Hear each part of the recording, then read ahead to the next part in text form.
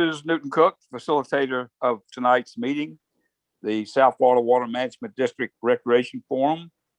And welcome to everyone out there on Zoom who are attending the meeting. And we're fortunate enough to have the Executive Director of the South Florida Water Management District with us tonight, and Drew Bartlett, and he will open the meeting for us. And welcome, Drew. Thank you, Newton. Hey, everybody. Thank you for joining us this evening. This is Drew Bartlett, Executive Director for the South Florida Water Management District. And I look forward to this meeting. I always learn a lot and really enjoy the conversation. So thank you, Newton, for facilitating this for many years. As you know, with the pandemic, we were struggling with figuring out how to manage our recreation facilities and open lands at the beginning of the pandemic, as everyone was trying to sort out what was going on and how we could operate in a safe way. So there was a time when we had to shut down. I was glad we were able to open it up sooner rather than later, and get those folks a place to go during this pandemic. And I'm certainly happy to report that they went. Our recreational areas became a very desirable place to go. And that was great because people discovered what we have available to us as far as nature, what nature has to offer us recreationally. And so certainly, nothing will change on that front. If anything, it will get, with the vaccine getting rolled out, we'll have more and more opportunities without the discomfort of social distancing. Since the last meeting, I know at the last meeting, there was a lot of discussion about the water levels in Water Conservation Area 3. They were high. We set records this year as far as water levels go in Central Everglades. I think we also set records by the amount of collective effort us and the Corps and other water managers put towards the effort to lower those water levels. Here we stand, we're back to the regulation schedules, what we call it, which is sustainable water levels in the Central Everglades within months.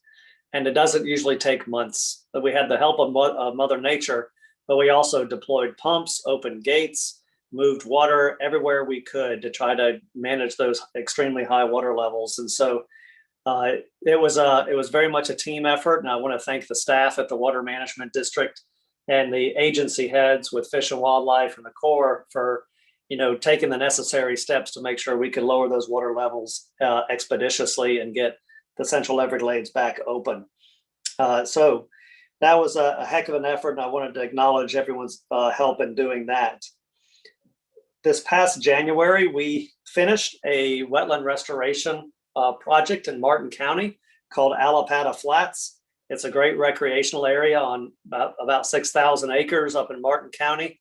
Beautiful terrain, but our staff at the Water Management District did the work, building berms and plugging ditches and so forth to make sure we had a restored wetland system for wildlife to enjoy. And there are a lot more birds there now after that wetland restoration effort that we did. We even released one while we were there in January, christening the restoration effort. And I'm also happy to say that on Thursday, we actually break ground at what we call the C-139 flow equalization basin in Hendry County. That too will become a flow equalization basin, much like the A1 flow equalization basin, which is an incredible area with tournament bass fishing, size bass in it. And so at the end of that, not only will we have another recreational area, but we'll have something that's helping deliver clean water to the Everglades. And so, just kind of pointing that out, that every time we put a shovel in the ground or put a project in the books, we're looking for these recreational ideas and recreational opportunities for folks. And it's a forum like this where we really get to see what we have to work through to make recreation happen, and how we can partner and team up. And I've seen a lot of good partnerships around the district. But I look forward to seeing the presentations. I hope you get something out of it as well. So I will turn it back over to you now, Newton, and thank you again for hosting. Thank you, Drew. I can only tell you that since with your leadership, a lot of work has been accomplished over the last couple of years.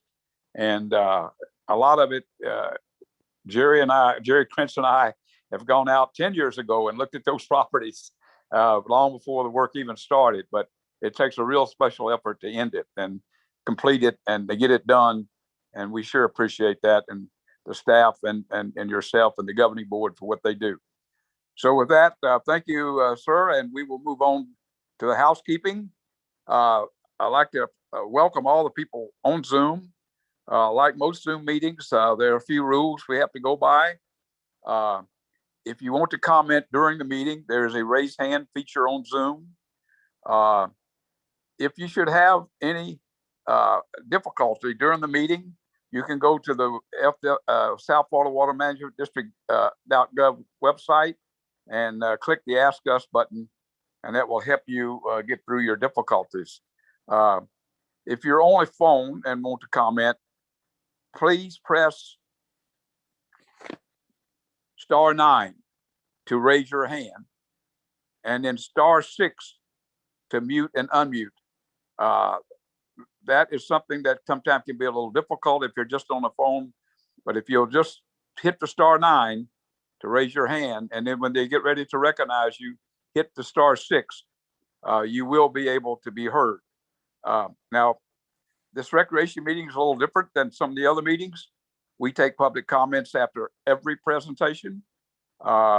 We actually try not to have a 3-minute limit, but I will pound a soft gavel if someone runs up to a lengthy point where we figure that we're going to run the meeting after 8 o'clock. So please keep your comments within reason as we go through this. But also at the end, there will be a chance for you to comment and to give all your ideas and ideas on topics that we should discuss at future meetings. These meetings are held quarterly, and it is very much important to us that everyone from Orlando to the Tamiami Trail who hunts, fishes, hikes, bikes, camps, bird watches, even our stargazers, and all different types of boat recreation, airboats to kayaks. We want to hear from you and make sure that the district is doing everything possible to make your time on the property enjoyable. With that, I'd like to present our first person on the agenda tonight, Mr. John Nelson. He's the president of the Martin County Audubon. We try to have a stakeholder make a presentation at each of these meetings, and we're proud to have Mr. Nelson and the Audubon tonight. So, Mr. Nelson, you're on the show.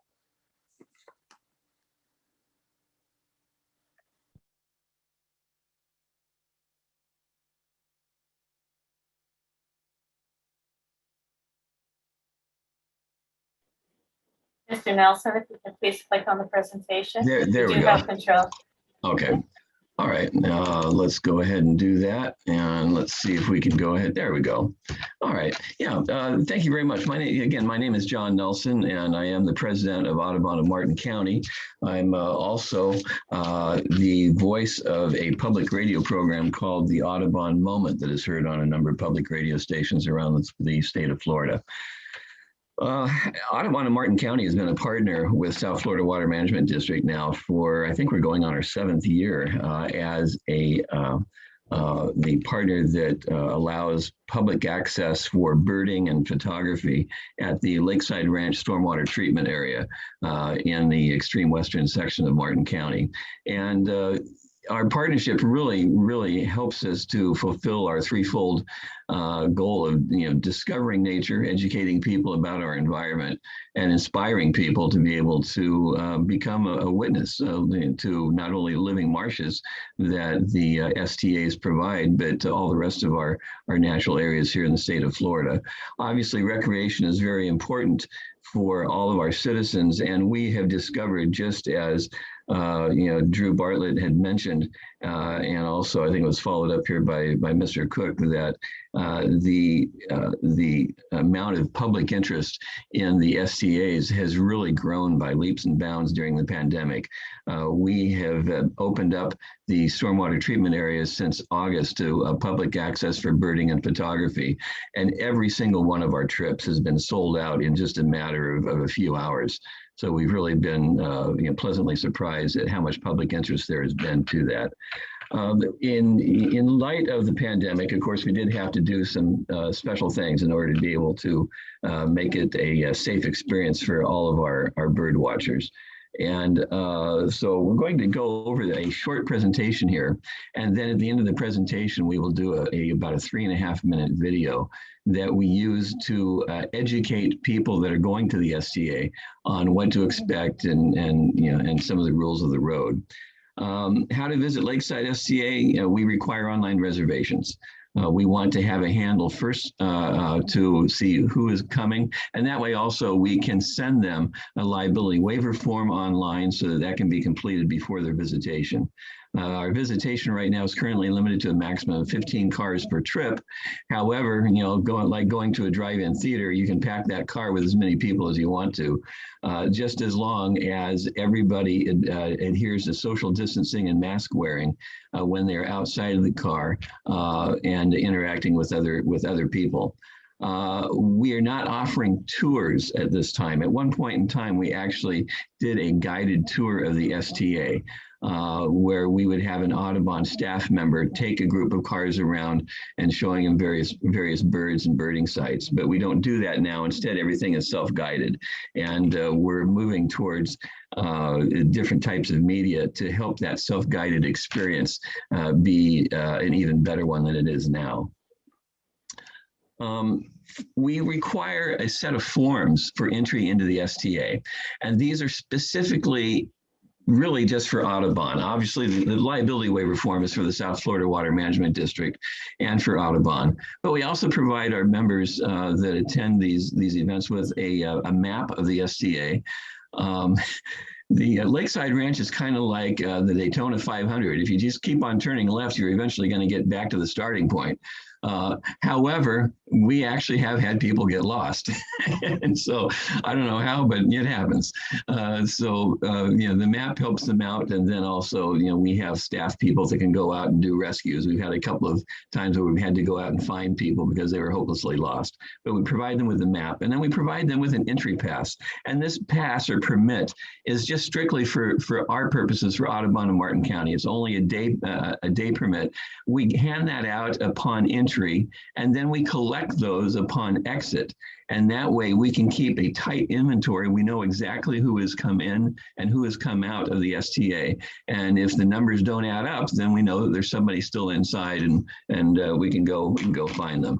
So those are the things that we require of all the participants that come in and out of the stormwater treatment area whenever we do an STA event. The next thing that you'll see here is vehicle accountability. Every pass, entry passes are handed out, like I said, and they're put into the dashboard of every vehicle. When we first started this, there was some confusion with the Florida Wildlife Commission, their officers, and they were not aware of the fact that Audubon had permission to be able to bring vehicles in here. And so now, whenever FWC sees a vehicle with one of these, again, our Audubon passes, they know that that's a sanctioned event. It's a legitimate vehicle, and then there's no concerns. We currently open up the STA in the mornings, starting at either 7:30 or 8 o'clock. As it gets lighter earlier, we'll push that earlier at 7:30, maybe even 7 o'clock in the morning.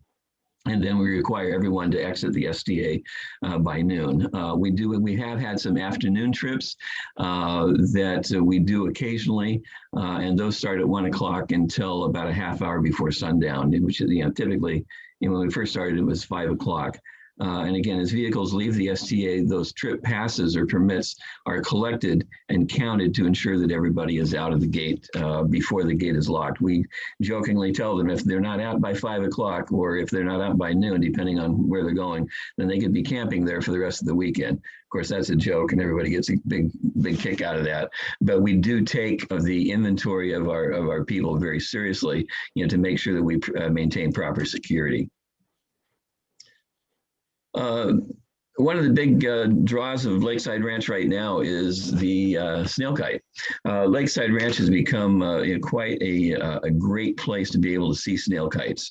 And I can't tell you enough about how beautiful these birds are. So that has been a big draw for a lot of our visitors right now. But Lakeside Ranch, just like all of our other STAs, STA 5, of course, is probably the most classic, as I believe it was the first one opened up. These are almost like a birder's Serengeti. I actually went to high school out in East Africa, and I had a chance to go through, the Serengeti Plains and the Ngorongoro Crater and many of the other national parks out in East Africa. And the number of species that you see there and the number of bird species that you see here at Lakeside and some of these other stormwater treatment areas is just unbelievable. It's very common that we will see anywhere from 60 to maybe even up to 100 different bird species at Lakeside Ranch Stormwater Treatment Area and many of the other STAs as well, on a single trip. So again, it's a birders and it's a photographer's paradise. They absolutely love it.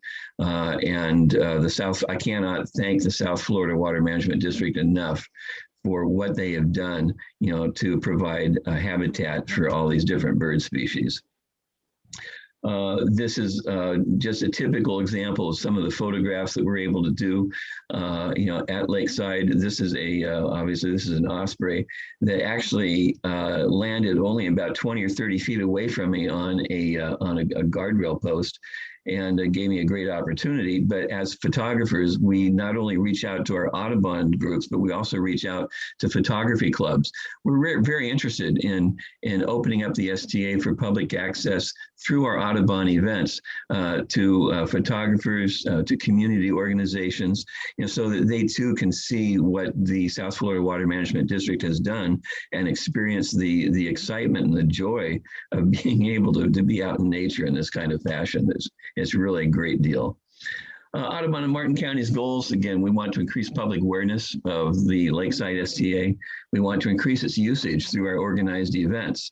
Not so much, though, that, of course, it would cause harm to the STA. We're very careful and conscious of that.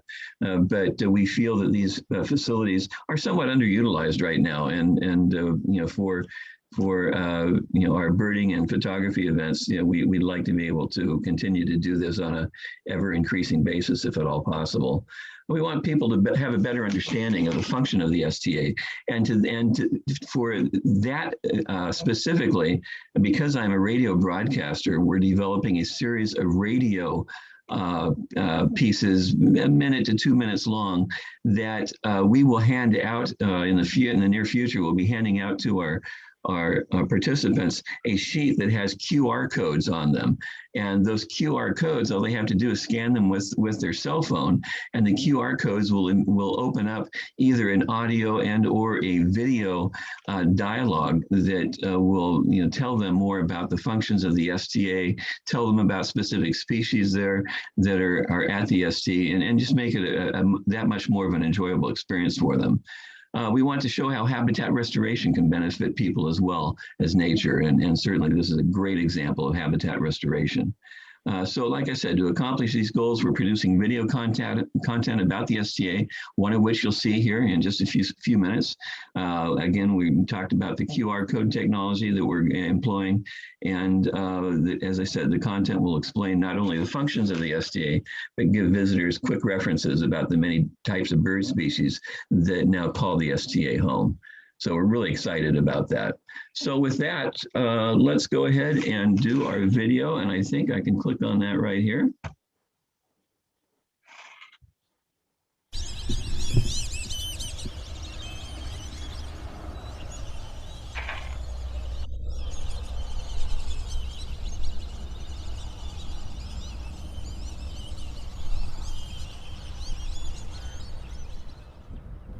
Near the shores of Lake Okeechobee in rural Martin County sits 2,700 acres of wetlands that has become an oasis for wading birds, shorebirds, waterfowl, and creatures of all kinds. Yet this oasis was designed and constructed by the South Florida Water Management District. Lakeside Ranch Stormwater Treatment Area was designed as a means of cleaning unwanted nutrients out of stormwater and then releasing the naturally treated water back into our environment. Through a series of enclosures or cells, water is pumped into the STA and filtered through aquatic vegetation such as cattail, sawgrass, pickerelweed, and naturally occurring algae. Uh-oh. The side effect of this water treatment area is a man-made oasis for birds of all kinds. Not only will you find several species of herons and egrets, but the area has a healthy population of raptors, including crested caracara, red-shouldered hawks, red-tailed hawks, bald eagles, and northern harriers. In addition to these species, Lakeside Ranch Stormwater Treatment Area has now become a magnet environment for snail kites. One of the most threatened bird species in Florida, snail kites have found a haven in the STA with its abundant food resources and open terrain. Lakeside Ranch is open to the public for hiking and biking on most weekends. The South Florida Water Management District has a contractual relationship with Audubon of Martin County to manage limited car access to birders and photographers. On special weekends, and by reservation only, birders and photographers are allowed to drive around and through the STA on the berm roads that are normally maintained for maintenance crews. By touring the STA by car, it's far easier to visit all 2,700 acres of the facility. For photographers, cars offer a mobile camouflage blind that allows for closer than normal viewing of many bird species. Regardless of how you visit the STA, your entry into this facility is a special treat that you won't soon forget. Remember, your entry into this wetland is by special permit only. Please display your entry permit on your dashboard at all times. Observe social distancing and mask wearing if you leave your car, and always observe the birds and other wildlife ethically and safely. Lakeside Ranch Stormwater Treatment Area is full of wildlife that can be viewed safely with a little common sense. That said, do not walk off of the berm roads. Alligators and poisonous snakes are abundant. Do not litter and do not drive over 10 miles per hour on the berm roads. Restroom facilities are available at the entrance to the STA. And finally, make sure that you exit the STA on time and at the same entrance where you started. If needed, maps of the stormwater treatment area are available upon request from the on-site Audubon coordinator. If you do get lost or you need to leave the STA early, please call the cell phone number on your vehicle pass for immediate assistance. Lakeside Ranch Stormwater Treatment Area is one of the best birding sites in South Florida. Audubon of Martin County and the South Florida Water Management District thanks you for your interest in visiting this special facility. We hope you safely enjoy yourself as you interact with the natural environment that is unique to South Florida. All right. So once again, I want to thank South Florida Water Management District for allowing us to do this. And again, we look forward to being able to have a continued relationship like this. And it's our pleasure to be able to do this with you. Mr. Nelson, I'll take control for stop the video. Great, thank you. John, Yes. thank you for a great presentation. I just want to tell you, as somebody who watches hundreds of sunrises, because I'm a duck hunter, in the SDAs and the marshes, it's an incredible experience. Yeah. And I know you understand, and anyone who is a birder understands just how incredible the SDAs are. And I know way back when SDA 5 was the only SDA, and I remember at a RAC meeting when we were trying to get public access, because there was a time when the public was not allowed to visit the SDAs. And it was Audubon.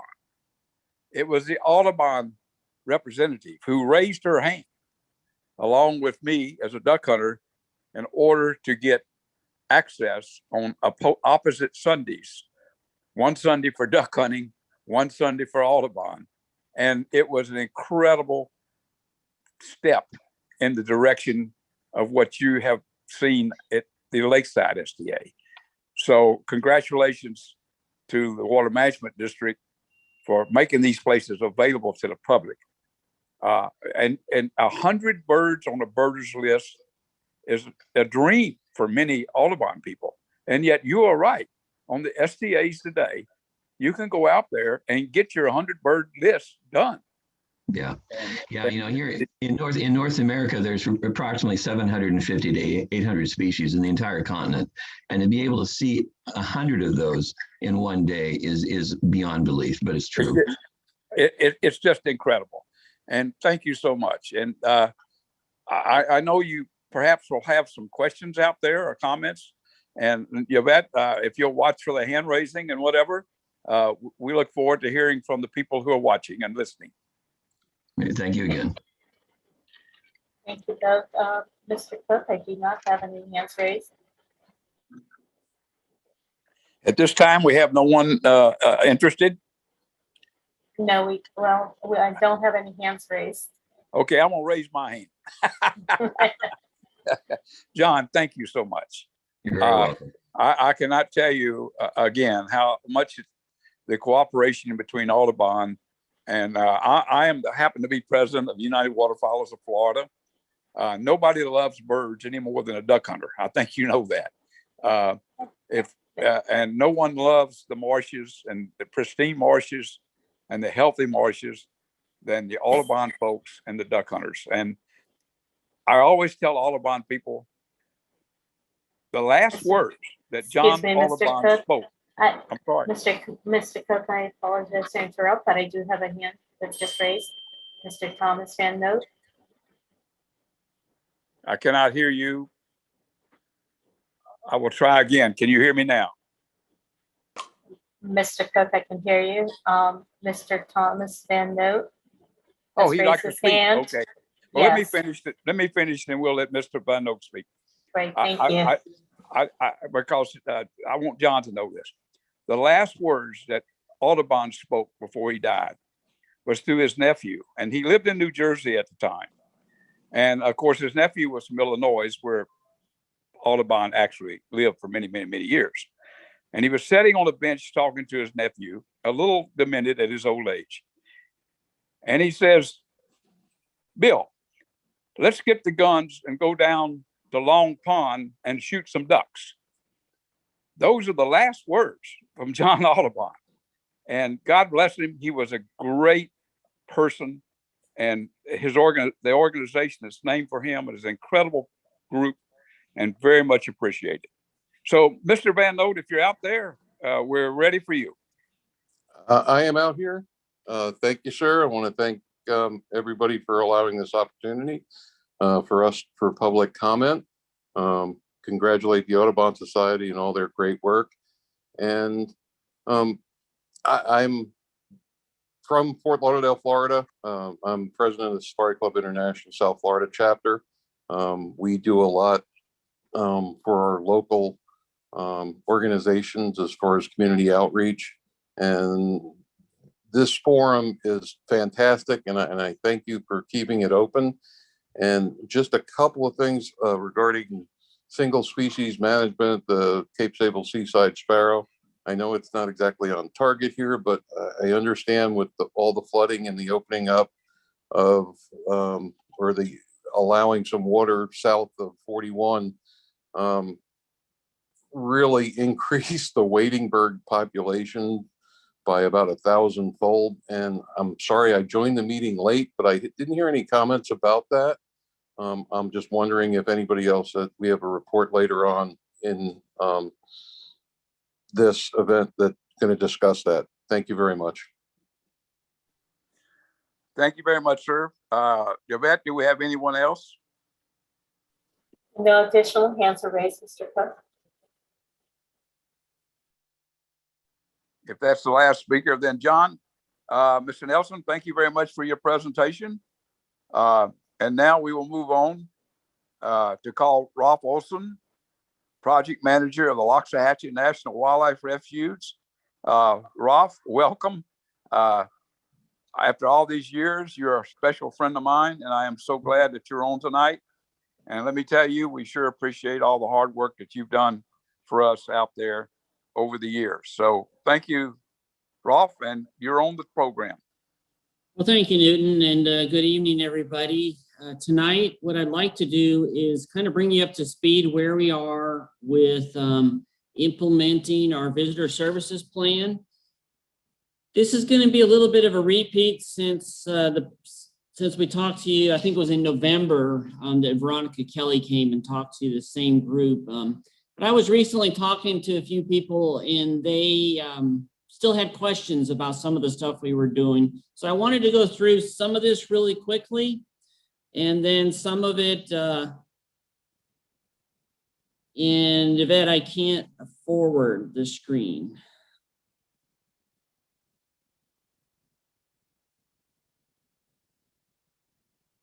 Whoop, there we go. Thanks. Let me, now I need to go. Let me try going backwards. All right, there we go. So some of this stuff I'm going to go through pretty quickly, and some of it I will pause on and talk about. What I pause on is the stuff that we are doing since the last time we talked in November. So back in July of 2019, we opened the refuge for 24 hours a day, except for where our headquarters is, and that is open 5 a.m. to 10 p.m. We expanded the area that we allow boats. In that yellow area is non-motorized boating. So we opened up about 102,000 acres. There are people, not a lot, but a few people that do go out there. We also opened that area to duck hunting this year, and I'm not sure if any of the duck hunters actually went out there. I've not heard that yet, but we opened that up to duck hunting. So now the entire interior is open to waterfowl hunting. And here's one area I wanted to stop. This year we are going to implement some deer hunts. And in Struzula is our first deer hunt coming up August 6th through the 8th. We're going to have 8 permits there. We're still trying to figure out the best way to get folks in there. So that's going to have to wait a little while until I can tell everybody how we're going to get them into Struzula. December 3rd through the 5th, we're going to have it running at the same time, interior deer hunt. And that'll be 10 permits there. If anyone wants to use the airboat for that permit, for that hunt, I mean, they'll have to have a permit, and we're going to charge $100 for that. At that same time, we're going to have our mentored youth hunt, and we have some really good mentors through FWC. They're going to be helping us with that. And there'll be 3 permits for that. So that's what we're planning on doing for deer hunting this summer and fall.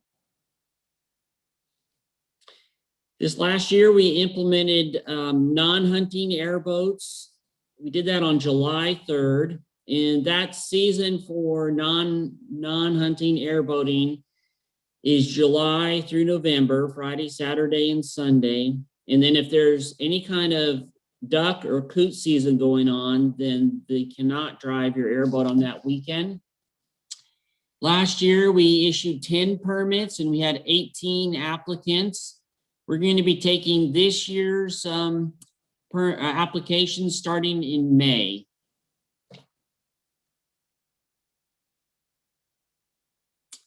We also last year had alligator hunt airboat permits. So we had 11 permits for alligators. Only one of those hunters wanted to use an airboat. So everybody that for the alligator hunt, anybody that wanted a permit could have gotten one. Only one took that. We will be taking airboat permits for the alligator hunt starting in June this year. For the second phase of duck season, duck and coot season, we allowed 5 airboats. We had 7 applicants and we drew 5. For the 2021 season, we will be drawing those in October. And then the deer hunt that I just told you about. Here's a little update on the alligator hunt that we had in 2020. 18 of the 22 tags were used. The average length of the alligators was 8 feet 3 inches, which is right with the statewide average. 2 of the 11 permittees did not use their tags this year. August 31st, 2020, we opened the refuge up to bow fishing, fish gigging, and frog gigging. The frog gigging has some specific requirements. It's only open July 16th to March 13th. And there's a 50 frog per party limit on the frog gigging. Horseback riding, the South Florida Water Management District has done a wonderful job of installing horse gates that horses can get around. They are in the process, so this slide is out of date as of today. So today they're out working on Lee Road, and that'll be the last 2 gates for getting us access to everywhere that you could ride a horse on the refuge. Pet walking, have been having a few problems with pet walking. I'd like to remind everybody that pets should be in a car, in a boat, or in the perimeter canal at one of our 3 entry points or boat ramps. So we have had pets. It is popular. I'd say most people are behaving, but a few of them are not. This year, you can get your passes online. Starting this year, we're going to require that all hunters have to have an entrance pass. There are a lot of passes out there. So as you decide to come out and hunt, let us know and we can try to figure out which pass works best for you. If you're a veteran, we can get you a pass. If you're disabled, you can get a free pass. If you're a senior citizen, you can get a discounted pass. And also if you have a duck stamp, so all waterfowl hunters are automatically covered in that. I want to be really clear on the new infrastructure. We're working hard to get some new infrastructure, but it's not approved yet. We had to do some design, so we hired a design company to do that for us. And then it's going to have to go through the approval and permitting process. So we have definite interest by the Village of Wellington, by the South Florida Water Management District, and Palm Beach County to allow us to have access and to do some different things with infrastructure. But we don't have final approval for that, and we don't have funding yet for that. This is what we're thinking of. We're thinking of a bike and pedestrian entrance at the L40 levee by Wellington's Marjorie Stoneman Douglas Preserve. That'll allow people to ride all the way, I think almost from Lake Okeechobee down to the S6 and maybe even into area 2 and 3. Still working hard on getting the Acme, Struzula access at Acme 2. And in there, we also are planning on having fishing pier and a canoe launch. Osprey Pond Road, which is Palm Beach County property, parking area and a trail system there on the refuge. The Lee Road boat ramps, we're hoping to put a new and higher observation tower, and then a fishing pier down at Loxahatchee Road. That is our, those are our priorities, or what we're going to be working on first. In the plan, you'll see some other infrastructure, but that's what we're trying to pull off first. Again, it's in design. The designs are coming in as we speak, and then it'll have to go through permitting, and then we'll have to find some funding for it. Okay. So I'm really proud of my staff, and I'm proud of our partnership with the South Florida Water Management District and the Florida Fish and Wildlife Conservation Commission. We've been able to pull off almost everything that we said we would in the visitor services plan. This is what we have left to do this year or in the future, what's left in the plan. The new entrances for Struzula at Wellington and then Osprey Pond. Implementing the deer hunts this year. As we speak, we are collecting bids for concession at the Hillsborough entrance. And that I'm really hoping will be done in the next 4 to 6 months, and we'll have actually some boat rentals and some different things down there for the general public. Camping, it depends on the construction being completed on the west side. That's the STA 1 West expansion phase 2. And in that, the South Florida Water Management District has agreed to build a camping area for us there along the L7. The other camping that we had on platforms out on the refuge, we're kind of holding off on that until we can find some funding, and we're prioritizing the other things first for the infrastructure. And with that, that was the end of my presentation. And Newton, I'd be more than happy to talk about anything or answer any questions that anybody has. Thank you, Ralph. I just want to tell you how much it's appreciated, the hard work that your staff has done over the last few years to get all the new access. Some people don't realize that it takes 3 to 5 years just to change a plan. And that means 3 to 5 years of work by some poor staff member who's pushing a pencil or working computer to get the applications and the paperwork all done.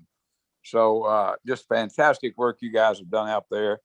I know that this year with the opening of the larger area up north, not a lot of people went, but I can assure you that people are sticking their fingers into the pie. And as they learn their way, there will be more and more people enjoying that beautiful area up there on the north side of the refuge. So Yvette, do we have any hands raised out there in Zoom land? Yes, Mr. Cook, we have Mike Elfenbein, followed by Richard Martinez. Can you hear me? We can hear you. Thank you. Hi, Yvette. Keep up the great work. Hello, Newton. Thanks for everything you're doing. And Rolf, a big thank you as a part of the Sportsman's Trust group and participating in these meetings over the last couple of years. I know that you and your staff have done an exceptional job, and you should be proud of it. And the sportsmen should be proud of it too. I did have a couple of questions for you. One was, you mentioned that there was going to be $100 permit for people participating in the deer hunt. Did I understand that correctly? Yes, you did. So that is for using an airboat on the refuge. If they choose not to use an airboat, then they would not have to pay that permit fee. But to be honest with you, Mike, I think the most effective way to hunt the interior is going to be by airboat.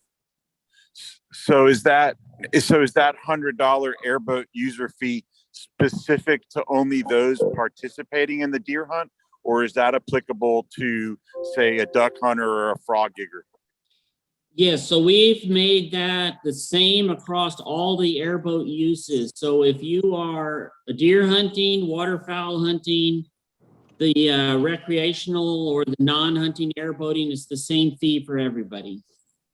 And if you are a deer hunter and you apply and receive that permit for $100, is that permit then applicable for the other recreational uses, or would you have to apply for a new permit for each use? It is not good for the other uses. So when you get drawn for one of those uses, that's all you're allowed to do. So it's a separate permit for the non-hunting, the alligator hunt, the waterfowl hunt, and the deer hunt.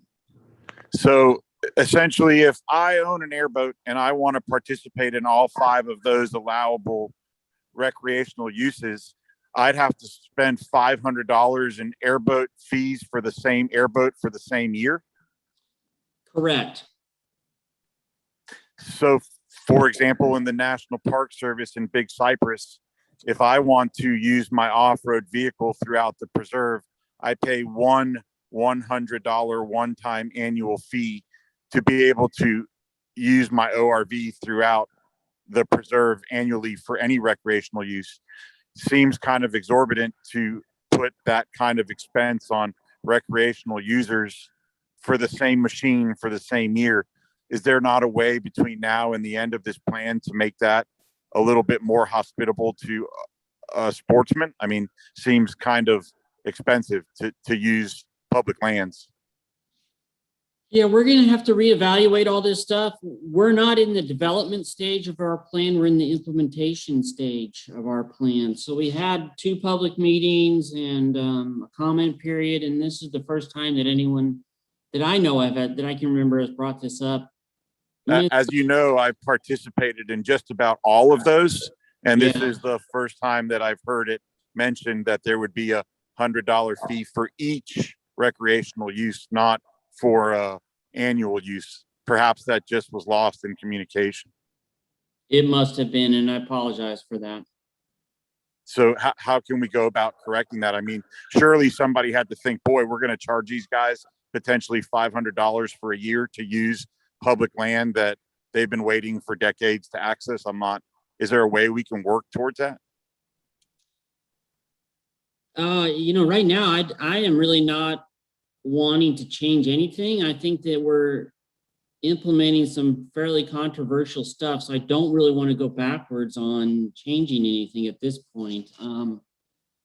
It's something we can think of. I think that, I mean, I hear what you're saying, but the odds are probably pretty slim. There was one airboat that had to pay, that got drawn for the non-hunting and the waterfowl this year, and that person did pay their $200, $100 for each. I mean, I would be glad to talk to FWC and South Florida Water Management District. It would require opening the visitor services plan back up, and I would probably not want to do that because there are controversial parts to that. So if we open it, then it may go somewhere we don't want it to, but Gotcha. It just, I don't want to take up more time. It just seems, I'm not sure what the $100 achieves to begin with, other than just making sure you have a permit, but it just seems exorbitant to charge someone $500 for the same boat for the same year for 5 different recreational opportunities. But I'd love to be able to work with you to figure out a way around that. And I'm sure that other people listening who didn't realize that was the case would probably ask you to do the same. okay, thank you. Thanks, Rolf. Keep up the great work. Next is thank Mr. you, Richard Yvette. Martinez. Yeah. Next is Mr. Richard Martinez. Hello, can you hear me? I can hear you. Thank you. Hi, this is Richard Martinez with the Florida chapter of Backcountry Hunters and Anglers, and I just wanted to thank the refuge staff for all the hard work that went into this, and we really appreciate expanding opportunity here in South Florida, and just can't wait to apply for this quota. And I just have one question. It might be for FWC, and that would be, will these quotas be available to apply for this summer? Yes, we are working with FWC right now, doing an MOU, and hopefully they will do the drawing for us for everything but the youth hunt. We're going to do something different with the youth hunt. But the 2 deer hunts, the interior will hopefully be drawn by FWC. If for some reason that falls through, then the refuge will have to do their own drawing this year, and then FWC will do it next year. Thank you. And so I kind of left that open for the youth hunt. We're going to try to get some of our urban youth, our urban partners, and get some of the youth from some places that don't usually hunt, some brand new hunters out there. And that's what our plans are for the youth hunt.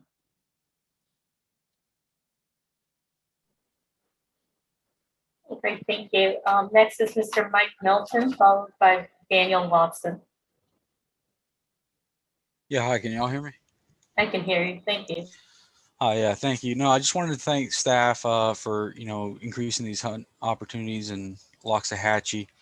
And, I also have to agree with Mike Elfenbein regarding the charges for the permits, the $100 charges. And, I think it's charging a single person $500 to use all the recreation that he can on an airboat is pretty silly, especially like in Big Cypress where they just charge you $100 for the whole year for one ORV. So I'd like to see that reconsidered and rethought out, because I don't know if it was fully fleshed out or not. So thank you.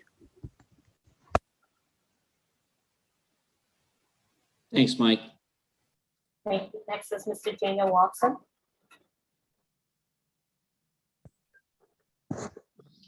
Good evening, everyone. Thank you, Yvette. I appreciate all your hard work going into all these meetings. And Mr. Newton, I appreciate all your hard work, and Bartlett, Mr. Bartlett, for being here. Mr. Olson, that was a great presentation. And just as a sportsman, I really do admire all the work that you put into opening up some hunting opportunities.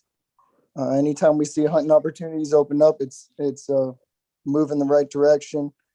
And I appreciate your drive to push for the urban youth hunt and try and get some new hunters out there. We all know that hunting retainment, recruitment is important. And just to finish up, I wanted to echo some of the thoughts that have been shared already with the airboat permit. Perhaps I understand where you're coming from, Mr. Olson, on not wanting to revisit the whole plan, but perhaps there is a solution that we can look at as far as if a second airboat permit is required, maybe we could adjust the price of the second airboat permit once one has already been acquired for a separate hunt. I don't think it's cut and dry, black and white. I think there could be some wiggle room there if someone was to obtain two separate airboat permits that we could find a solution for. Thank you. All right, thanks, Daniel. Thank you. Next is Mr. John Rozier.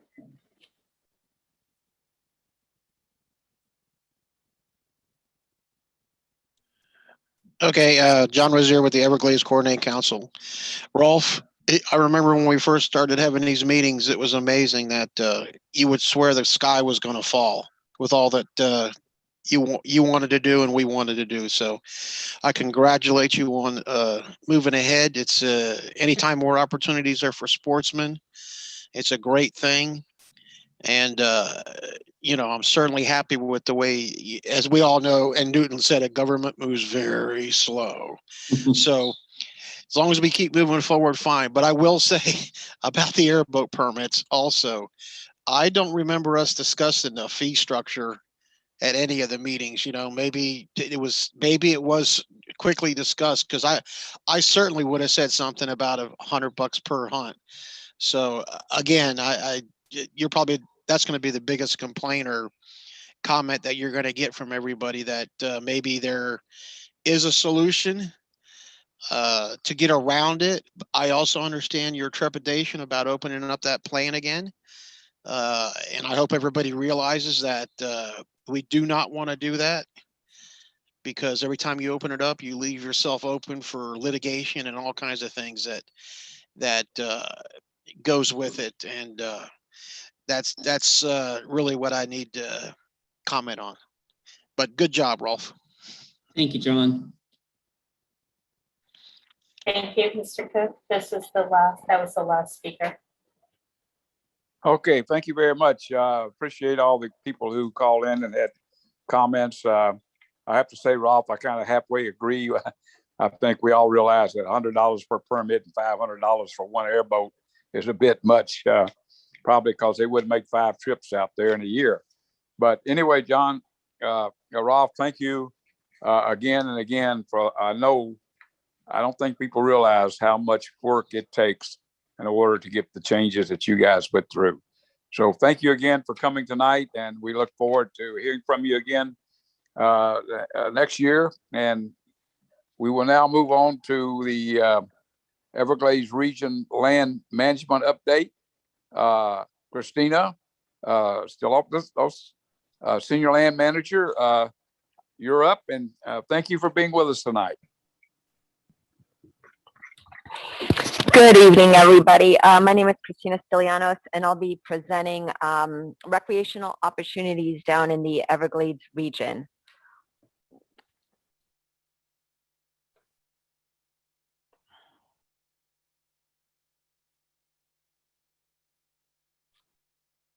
All right. Christina, if you click on it. Okay, I am not able to. There we go. All right. Everglades region of the South Florida Water Management District looks over and manages approximately 70,000 acres from Fort Lauderdale area 595 all the way down to the Miami Homestead area. Some of the management areas that I'm going to be talking about tonight are going to include public game hunting areas such as Rocky Glades, Frog Pond, is also a game hunting area, and a wildlife environmental area of Southern Glades. Additionally, I did want to include some of the vacant lands that are comprised of in the Broward area, such as C11, C9, East Coast Buffer, 8.5 square mile, Biscayne Bay, coastal wetlands, Bird Drive Basin, and model lands. Our mitigation areas, the majority of them are in the Broward, which includes Weston, Century, Prestige, Cell 17 and 18, and Lennar, which is in Miami-Dade. Okay.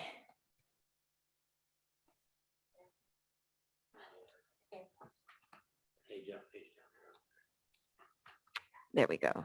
Sorry about that. Let me backtrack a little bit. Okay, the first area is Rocky Glades, which is just under 6,000 acres, and it's south of 168th Avenue, which is also called Richmond Drive, and west of Chrome, just east of Everglades National Park.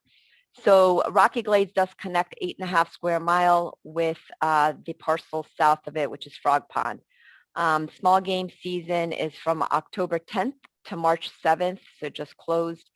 And fishing and non-native reptile season is open year round.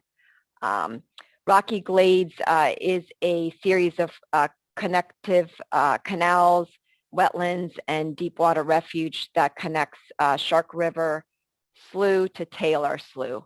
And South Florida Water Management responsibilities to control invasive species by hiring contractors. We also do internal prescribed burning and site security.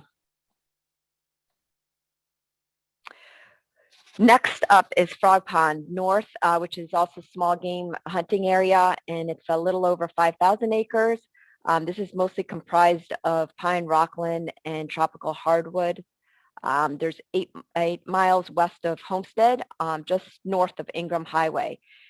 Formerly, it is a rock plowed disturbed lands, so there's been some restoration going on down there. We do have a long-standing dove field that is managed by FWC.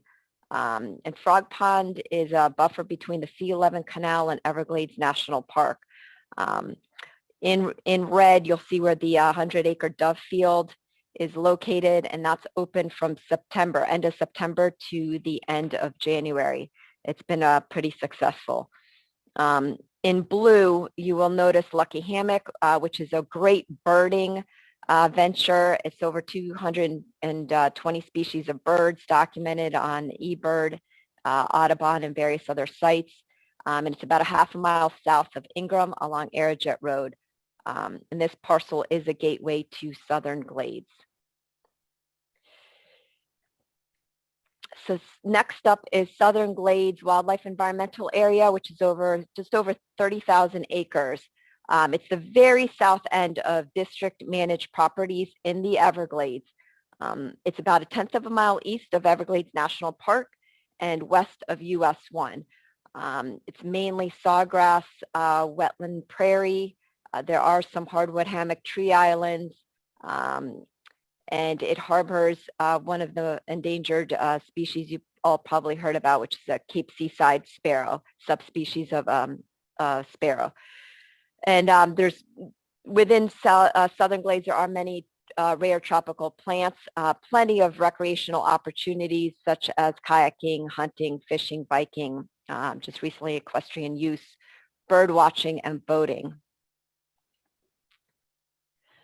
So what's so special about this region, which is the southernmost region of district properties?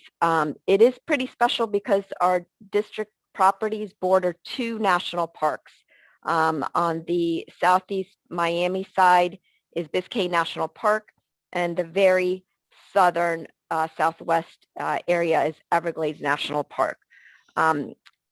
It also contains pine rockland habitat, which is less than 2% left in the entire world. Everglades National Park also has pine rocklands, as well as Cuba, Bahamas, and some Caicos Islands. Pine rocklands encompass limestone rock with minimal soil, and they are fire-dependent ecosystems. Pine rocklands have also had lots of habitat destruction because of construction and urbanization. So they are indeed a special ecosystem, and one of the last remaining ones in the world. Also unique for this region is we are the very tail end of the flood control waterway. So you've all probably heard the KOE system, which is the Kissimmee Okeechobee Everglades system, which is a stormwater and ground seepage management system. And the Everglades receives water from the north drainage area of Kissimmee River Basin, south to Lake Okeechobee, and a series of smaller lakes and sloughs and swamps that eventually drain into the Everglades. This whole KOE system is comprised of approximately 9,000 square miles.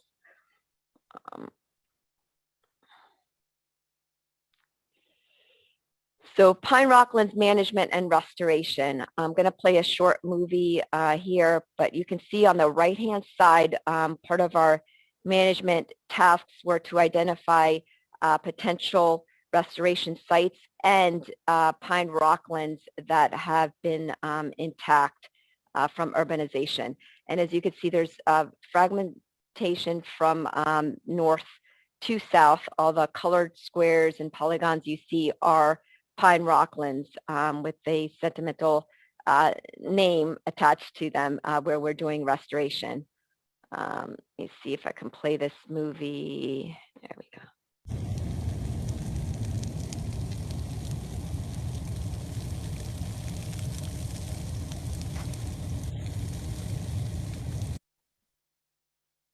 So fire-dependent ecosystems do have an important role in maintaining the fire plays an important role in maintaining the habitat in nutrient cycling, seed production. Fire promotes flowering and fruiting. It is a natural force in Florida ecosystems.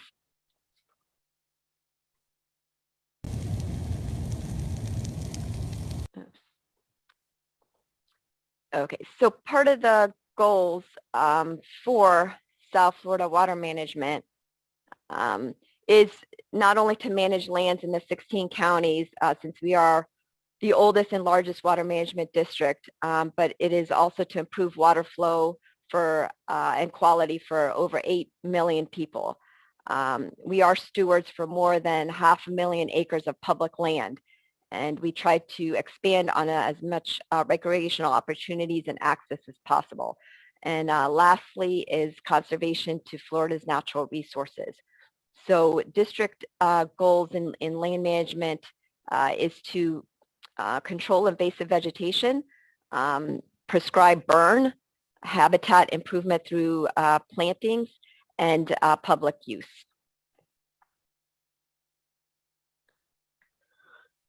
Some of the exotic vegetation control activities in the South is getting rid of this Napier grass. So you can see on the bottom right-hand side is untreated Napier or elephant grass that is taking over much of the areas due to old farming techniques, which were rock plow techniques. So with the disturbed lands, you get this Napier grass.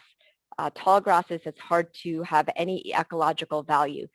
So through a series of aerial herbicide, prescribed fire, mechanical work, and spot treatment, we're able to manage these lands for a variety of exotic species, particularly the Napier grass. Additionally, prescribed burning has allowed us to reduce fuel loads and minimize wildfire impacts. You'll notice on the map to the right, the red is everywhere, every time we have a prescribed burn from 2015 to just last month. It's minimizing the amount of wildfires, uncontrolled wildfires, which are shown in blue. And our goal for the Everglades region is to achieve a burn return frequency and have these parcels on a natural burn rotation, which in some areas can vary from 3 to 12 years.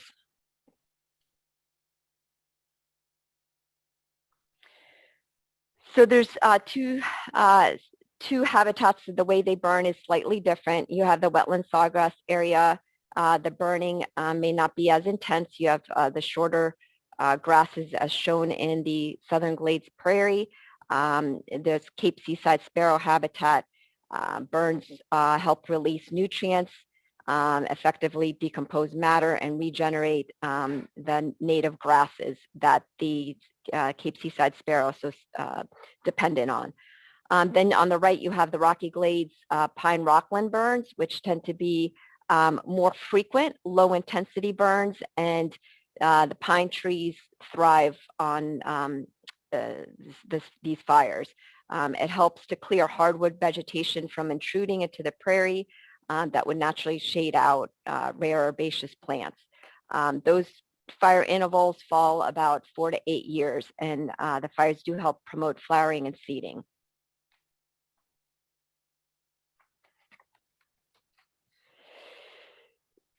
So some of the habitat improvement we've been doing down south, on the left-hand side, you'll notice the tall Napier grasses, which have little to no ecological value, brought in from disturbed farmlands. Through a series of management activities, which I mentioned earlier, you could see on the right, clears out the land to start on a clean slate where we can plant native species, particularly Miami-Dade pines. And the picture to the bottom middle shows the current pine plantings and the topography of the land, how the landscape has changed. So there's all sorts of wonderful recreational activities down south. Ever since the parking lot went into Southern Glades, people have been parking, filling up that area, and just taking advantage of the 3-mile walk, which is just 1/10 of a mile east of Everglades National Park, just south of Ingram Highway along Aerojet Road. We have approximately 4 fishing docks, all great fishing opportunities. There's equestrian opportunities as well, wildlife and bird viewing. And occasionally we do get Department of Defense or the Sea Cadets that like to practice and utilize their marching efforts down Aerojet. We're hoping to expand on recreational opportunities and looking forward to future ideas. And part of the team behind all these efforts is my last slide, and hope you all come visit. Thank you.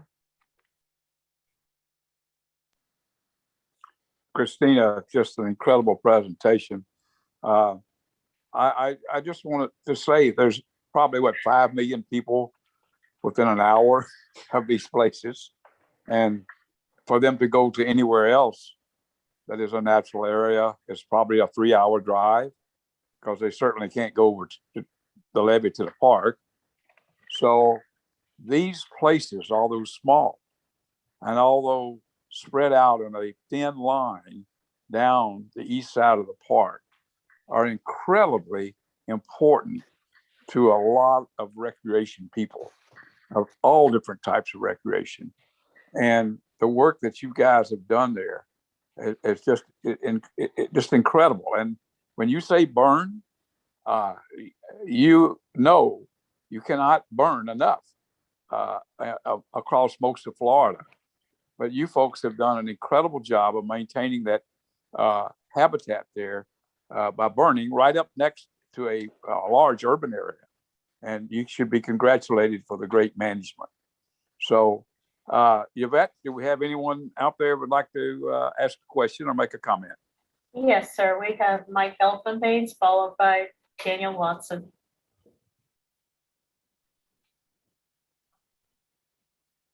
Mike lowered his hand. Mr. Watson?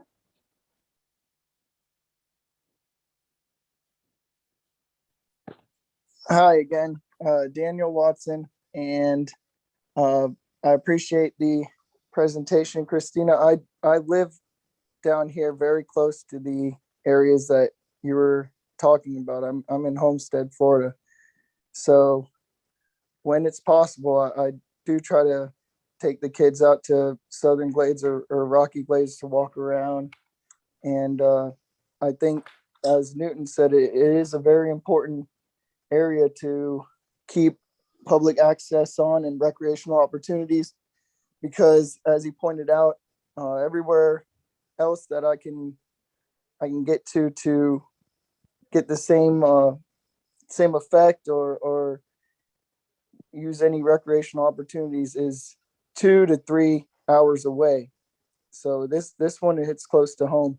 I just wanted to talk about the 8.5 square mile area. I know that was sort of included, and we do all know the Cape Sable Seaside Sparrow. I'm not going to be a broken record, but we know the 8.5 square mile area has been kind of a thorn in our side with sending the water south. And I wanted to reiterate that since I live down here, every time it becomes a problem with opening up the floodgates to send water south, I'll take a little drive down the 8.5 square mile area, and I notice that it's always pretty dry. I'm not sure why we hold our water back because of that area, and I've never heard any resident of the 8.5 square mile area comment on any of these meetings. As far as the access goes, it is a bit limited. I appreciate the parking, but we all know that the gate you have to park at is either off of the stretch, we call it, the US 1 down to Key Largo, or next to the school, or off of the road that takes you down to Flamingo. And that's a good 2 or 3 mile walk if you were going to do anything other than nature walk. There is a hunting season there, and with South Florida heat at 90 degrees, when the deer season opens, if one were lucky enough to harvest an animal there, by the time you drug a deer 3 miles back, you'd be pretty sure to get it on ice pretty quick. I've always wondered if there was some kind of opportunity we could have with the gates, a permit or a code to get in just for hunting season. I know we can't leave it open because there's some bad eggs down here that could use it for their advantage, just riding around. But I'd like to see a little bit better access. If there was a solution that we can look for, the book's never closed on that, if we could open it up. And I wanted to point out, I appreciate South Florida Water Management. You opened up that you could have a dog on a leash. You could go dog walking in Southern Glades. So we're taking baby steps, but I appreciate the presentation, and I'd just like to see just a tiny bit more access during actual recreational seasons. Thank you. Thank you, Mr. Watson. Next is Lula Clark.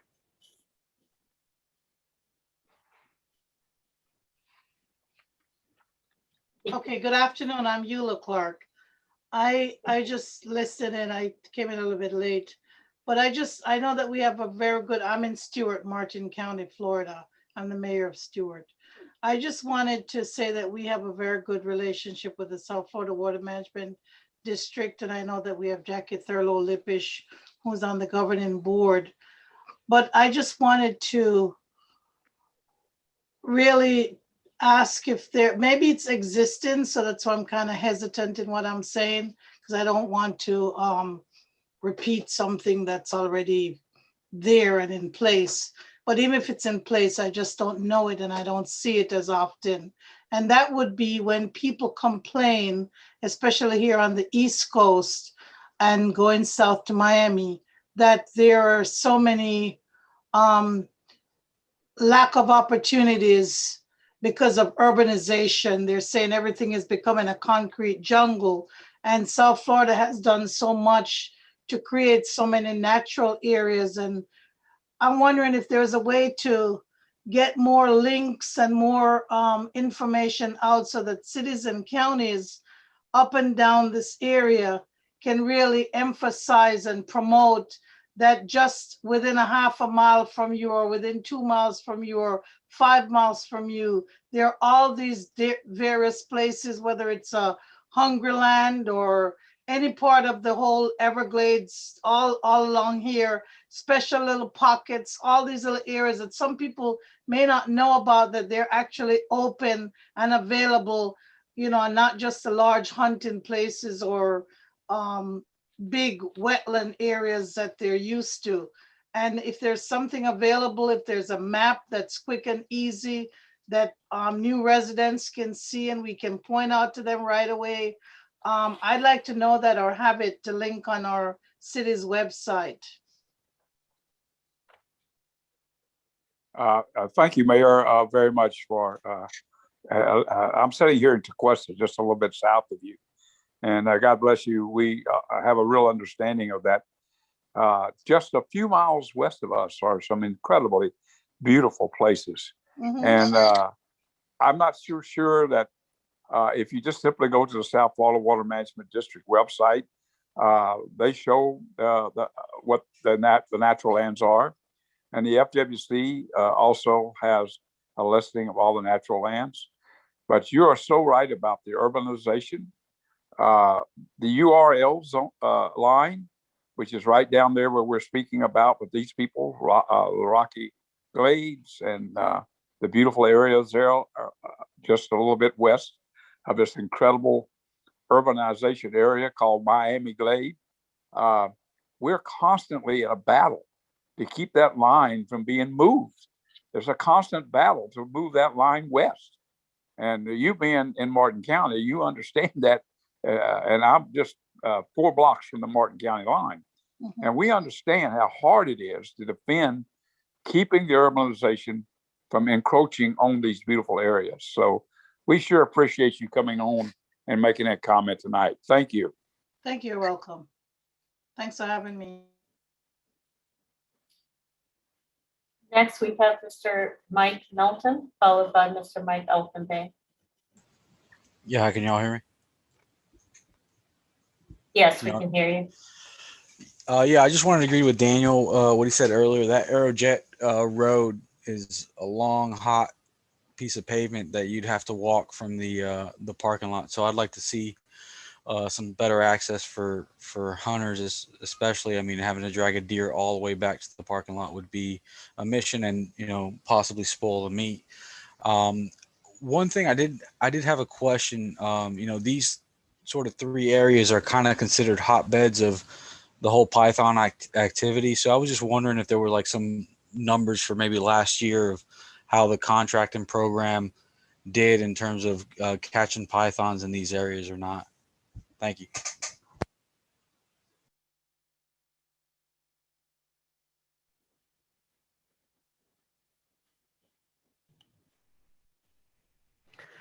Mike, this is Steve Coughlin with the Land Stewardship section. We don't have those numbers right here, but we can follow up with you. You're right. That is, a high density python area. They remove a large number of snakes. So I'll get your name from it and contact information from a vet afterwards, and we'll follow up with you on some numbers. Thank you. Next is Mike Elfenbein. Hi guys, great presentation and great commentary, Newton. It's so nice to have you sitting there doing this. You're doing a great job. I did have a question for Christina if she's still available. I wondered, prescribed fire is phenomenal, and I'm glad to hear the emphasis on ensuring that it continues. As we all know, it's necessary. But as it relates to the area you mentioned regarding the Cape Sable Seaside Sparrow, I wonder, do you guys put fire in that area at any time between March and October? Or is it, March and October? That sounds right. Okay, so no, we do not. We follow very strict cohesive guidelines and seek refer to the biological opinion for the Cape Seaside Sparrow. We also discuss with our other agencies, the federal part of managing endangered species. So we are very cautious not to put anything on the ground between March, which is a nesting season, March to late July. And when we do put prescribed burning on those parcels, there is a percentage of land that we burn for so as not to take up all of the Cape Seaside Sparrow habitat. So we're very cognizant of their habitat, their nesting, and sensitivity. So I appreciate that. Thank you for that answer. And I want to build on that because I'm trying to understand how things work. So it's my understanding, especially in the Everglades, that we have essentially two burn seasons. One that mimics our rainy season. In other words, when we have lightning, large lightning storms in the summertime, June, July, August. And then, of course, the dry season fires, which are usually like November through January, February, sometimes into March, depends on where you're at, I guess. So you are essentially, we are not burning during that summertime burn season. Am I getting that right? Because we're protecting the sparrow at that time? Correct. So I'm going to give you an example. We just got off a small perimeter burn for Cape Seaside Sparrow. So we would be coming off of the dry season. So before March, we burned the area late January to beginning of February portion of the external habitat. And we will not be burning during their nesting season. So what are the consequences to the rest of the system by eliminating fire during the wet season, when naturally that is something that would have happened over the eons of time that have existed here? Well, part of the items that we're looking at when we do a prescribed burn is to see how ecologically it would benefit the land. So during wet season, we would not be able to produce a good burn just because water levels are too high, and sawgrass out there is very weak and minimal. So if it did catch on fire, if it did burn, it probably would not go far because of the high waters. Great. Thank you for that. I appreciate it. You're welcome. Mr. Cook, I have no additional hands raised. Thank you very much. And thank you very much, Christina, for a great presentation. And I think from the questions and all you see, there's a lot of interest in that area down there. So keep up the good work. And that walking in the hot sunshine for several miles, if you're lucky enough to harvest a deer, that really needs to be looked at. There needs to be a way where we can get some type of relief to that. It is not an easy situation, but I hope that the district and FWC will look at that situation. So thank you very much for your presentation. Now we will move on to the public use project updates. This is one of the better parts because Jerry Krentz always comes on and tells us about all the new opportunities to recreate on district land. So Jerry, if you're there, we look forward to hearing your presentation. Thank you, Newton. I'm here, and let's see if we can get this thing going. All right. Tonight, I'll discuss some changes that we see coming up in a number of areas. We'll talk about the A1 FEB and the SCA 5 public access changes due to construction. And the SDA 5 public access change really is related to something Drew was talking about right at the beginning of the meeting, is construction on an adjacent property, the C-139 basin.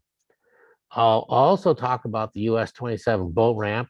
This is a site that we've had questions on routinely over the last maybe year or so.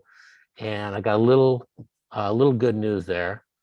And then we'll have a recap of how the SDA and construction and the FWC waterfowl and alligator hunts got along well this year.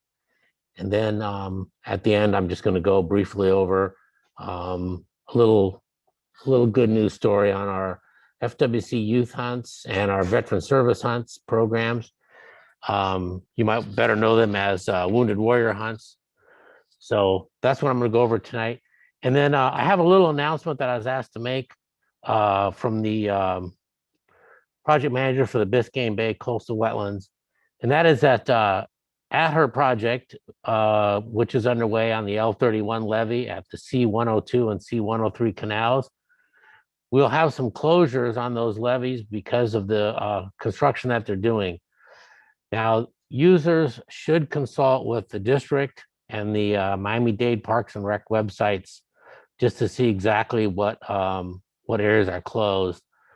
And they should look for signs that are posted by the Army Corps of Engineer contractor. This is on the L31 north of Biscayne Bay Park, north for about, say, 4 or 5 miles, right in that area. So if you're interested in trails in that area, be sure you take a look at those websites, because there are some closures that are due to our construction. But as Drew was mentioning, when we have construction, we build recreation too. So that's what we want to do. Here's a little discussion on the A1 FEB. And we've been real fortunate with this FEB, and it's been open for a couple of years now. We've got great bass fishing in there. The public is allowed to drive on the levee Fridays, Saturdays, and Sundays and go fishing out there. And we allow other activities out there all at the same time. And we have quota hunts out there for alligator and waterfowl. We don't close the area during those hunts. Currently, we enter at mile marker 60 along US 27. And I'm calling that the old access, because we're going to build a new access point that's in the southeast, which is down at mile marker 53. The reason we're doing that is because we're having construction west of the A1 FEB. They will be building the A2 STA and the A2 reservoir. This construction could go on for 5 to 8 years potentially before that's done. The A2 reservoir is a high levee reservoir. And so we'll wait a while, but we will get public access at SDA2, and we will have public access at the A2 reservoir. Now, if you look at this map, you can see the blue levees that are outlined on it where people will be able to continue to go. And the red levees are the levees that'll be closed so the construction vehicles can travel back and forth there. This will leave access to all the boat ramps and all the parking areas that were currently available from the northern access point. So that's the A1. And now we're going on to STA 5. STA 5's a famous place, one of the first places we have ever had waterfowl hunting or bird watching or alligator hunting. So it's amazing that we go all the way out in the middle of the state and we have our first of almost everything out there.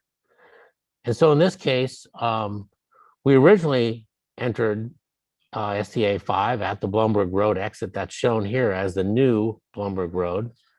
And our old access, which we're going to move away from for a few years until the C-139 is done. And we'll reroute traffic over to the Blumberg Road again. And this new construction will allow us to build the C-139 FEB, and that's immediately west of STA 5. And when we're done with that FEB, we'll have a place at the north end of park, and we'll have public access into that FEB for a number of our typical activities. So that change will occur by about April 1st. that's the date that we'll have that done and ready to go. And we've kind of held off on that a little bit so that we can finish up all of our quota hunting that was out there. And we try to make our public access changes in the off season as much as possible. And I didn't give you a date on the A1 FEB, but we're still waiting to get our permits on that. So we're not exactly sure when that's going to occur. You'll have to watch our websites for announcement on that. I want to talk about the US 27 boat ramp for just a minute. And I think it's probably fair to say that maybe we've turned the corner on this. And it looks like we have FWC, ourselves and Broward County are sitting down discussing how we can keep the most northern of the two boat ramps, how we can keep that one open. So we're going to try and retain one of two. Looks like FWC will be looking for capital out of their improvement funds to do some boat ramp improvements and so on. And then hopefully Broward County will be able to take over and operate the facility as a county park. So we're working towards that. And I'm happy to be the lucky one to announce that when I haven't actually had to work on that one. So let's go to the next one here. There we go. Down at the National Wildlife Area where Rolf was speaking about, our Fort Lauderdale field station during the week of February 25th went out there and did some improvements to the L39 levee along the very south end of the National Wildlife Refuge. And they improved that area that's in the red dashed lines. And it was, if you look on the left here in this picture, you can see there's a lot of water sitting there. It's pretty uneven, not draining. And so they came out and brought a bunch of material out there and they did their work with the machines and straighten it out. And then in the top picture, you can see they're just now rolling on the top of it. And they finished this up at the end of February. So that's an improvement on the Loxahatchee Refuge.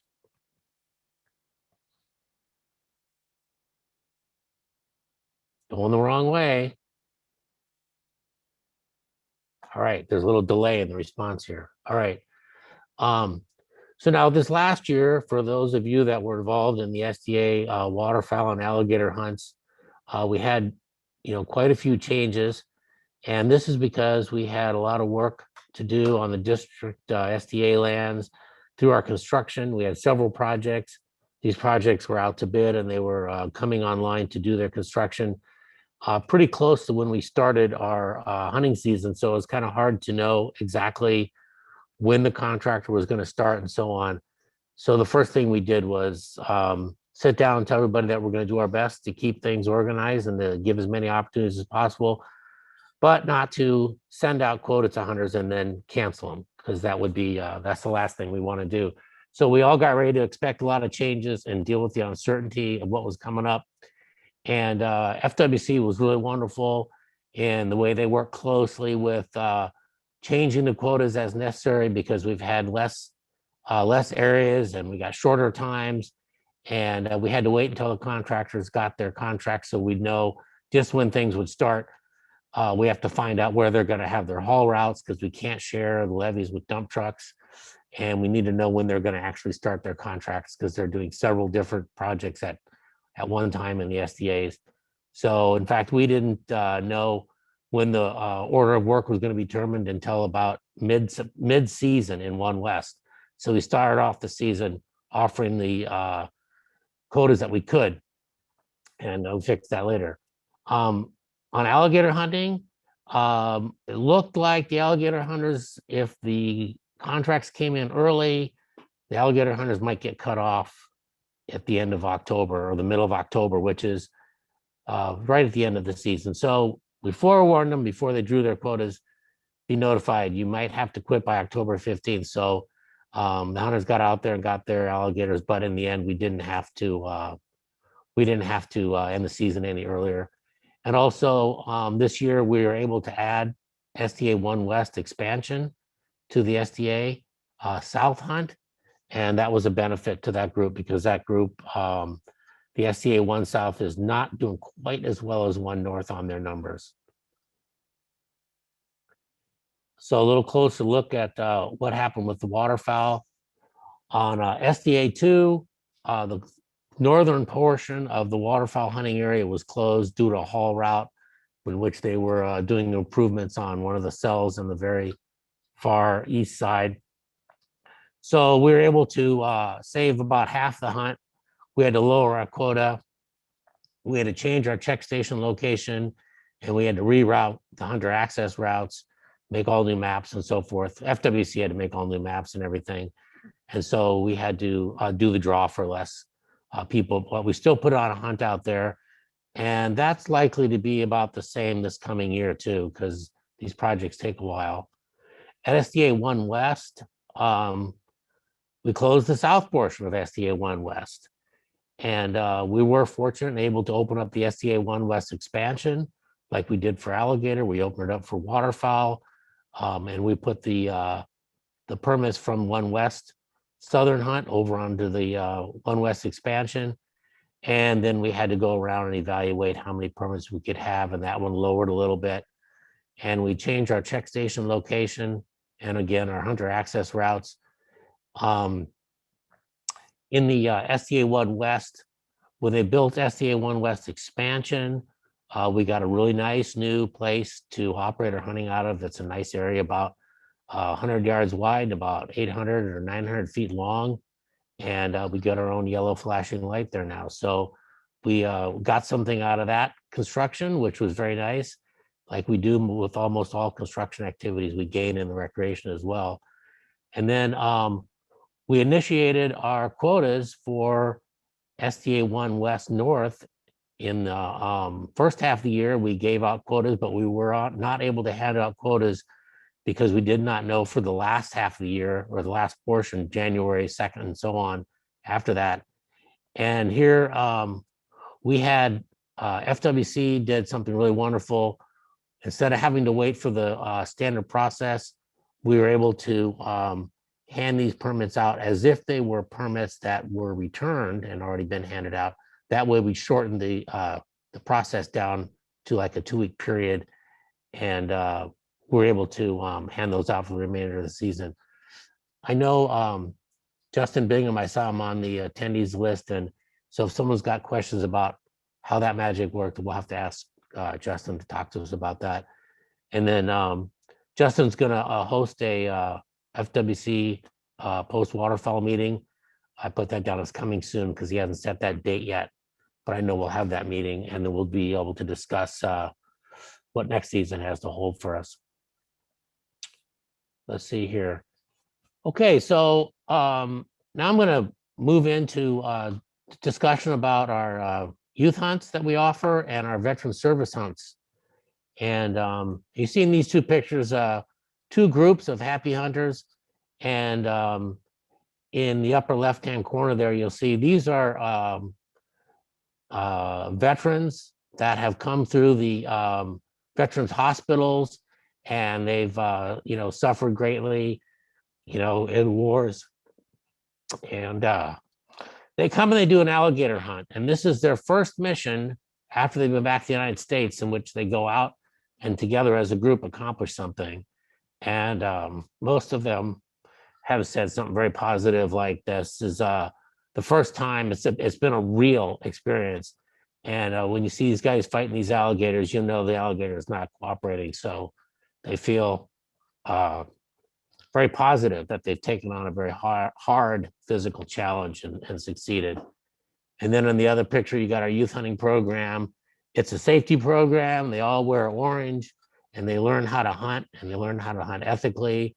And they take the adults bring their child, and they go out and hunt with a guide from the youth hunting program. So I'm going to go through a little bit more of this. In June of 2013, we had our governing board resolution authorized us to do these hunts, the veteran service hunt programs in the Florida Youth Hunting Program of Florida. And together our staff from both agencies look for good places to offer these hunts. And in this picture, you see a wounded warrior. He does not have any legs, but he succeeded in getting this alligator, and he was very pleased with himself for that. He's been back a couple of times. We'll go on to our next one. The Youth Hunting Program of Florida. This is put on by FWC. It's all their volunteers, and it's a safety program, and their goal is to teach hunters safety, how to be ethical while you hunt, the importance of conservation, and all the volunteers conduct the hunts, and all the volunteers are trained. Many of them are hunt masters, means that they're in charge of the hunt. There's a very strict set of procedures that they follow. And one of the important program aspects is that the guardian is always with the youth. When they go out in the field, they're in the blind together. They put two tree stands up, one for the youth and the guardian, and one for the guide. And they follow the public lands rules. They don't use private lands rules. And the species that they're allowed to hunt vary depending upon what hunt they're on. But we have deer, alligator, turkey, and hogs, and waterfowl, and we added pythons. So we've got several different hunts. We put on about 24 hunts a year, and that really is about 15 or 20% of the overall program that FWC offers. So we're pretty happy to provide land for that activity. The Veteran Service Hunt, we actually have multiple sponsors for this hunt. And for the alligator hunting, I showed you that picture earlier, and you got one here. It's the Wounded Warrior Outdoor Group that does this one. Their participants are chosen straight from the Army hospitals, and they come with a psychiatrist that follows along on the hunt. And their goal is to have their first successful mission. And here's a picture of them very pleased with their first successful mission.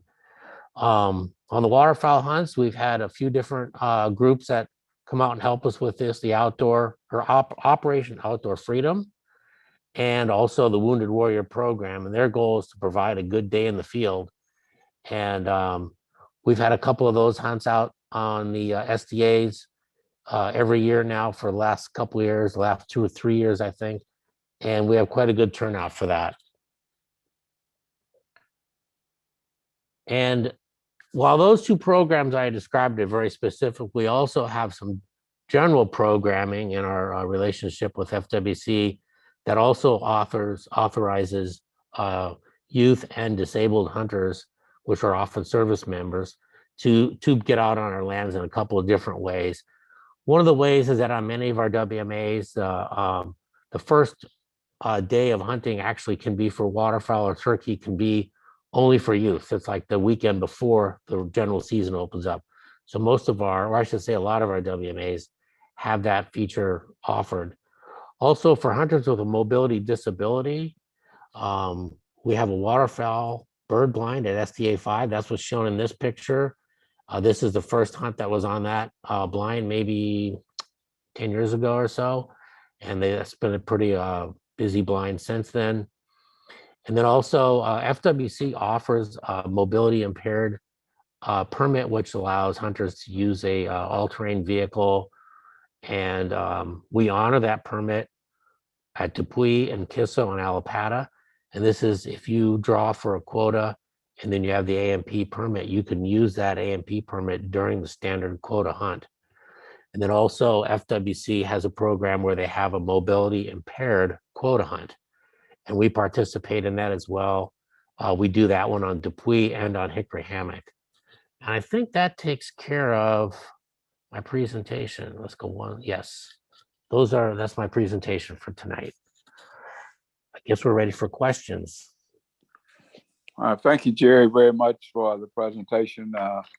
Obviously, you and I have ridden the levees over 10 years ago for some of these opportunities that are now available today.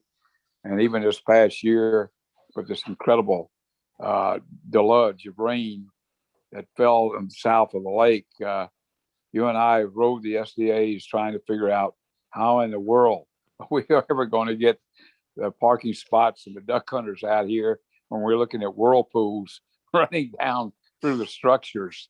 And I just don't know how to tell you how much we appreciate what you and the staff at the Water Management District does to get the public out on these areas, because there's a lot that goes on behind the scenes that people will never see. And bless you and the staff for making these things happen. So, Yvette, do we have any people out there that want to comment? Yes, sir. We have John Rozier, followed by Mr. Thomas Van Note.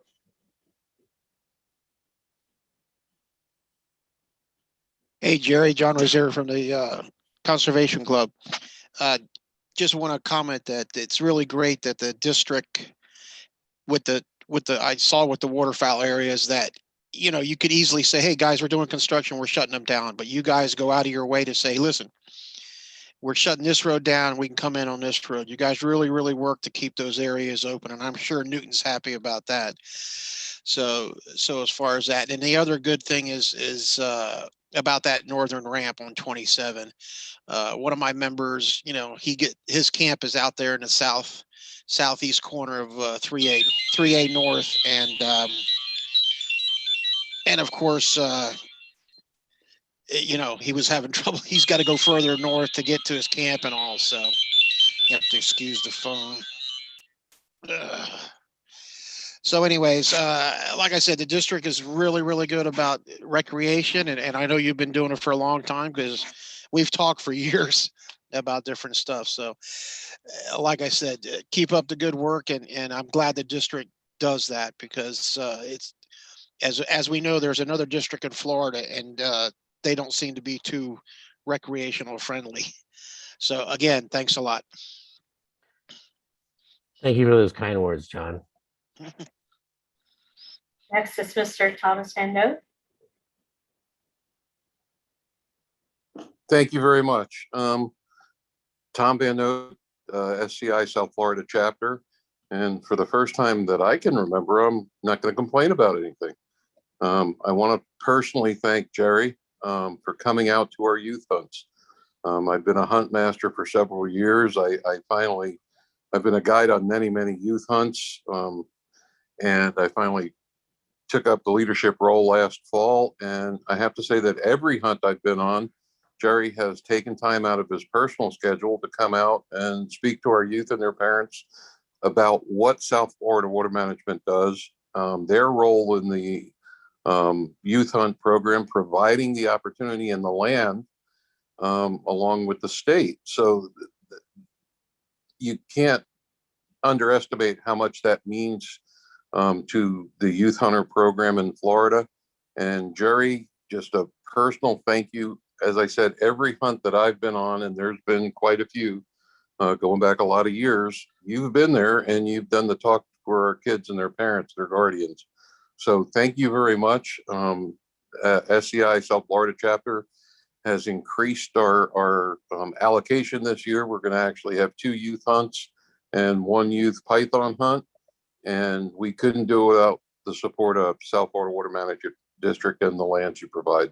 So thank you very much. A big attaboy. I can't say more than that. Thank you, Tom. You know, it's volunteers like yourself that make the FWC Youth Hunt program run. I can't imagine how many hours they put in for each hunt. We've got several people out there, and these youths come along and they learn how to hunt, and they're really privileged to have somebody cooking for them, picking out the blinds, and take them right out to the spot. In fact, the youth hunting program volunteers often will, pay for the tanning of the hide or pay for a mount, something special if the child gets a deer they particularly like.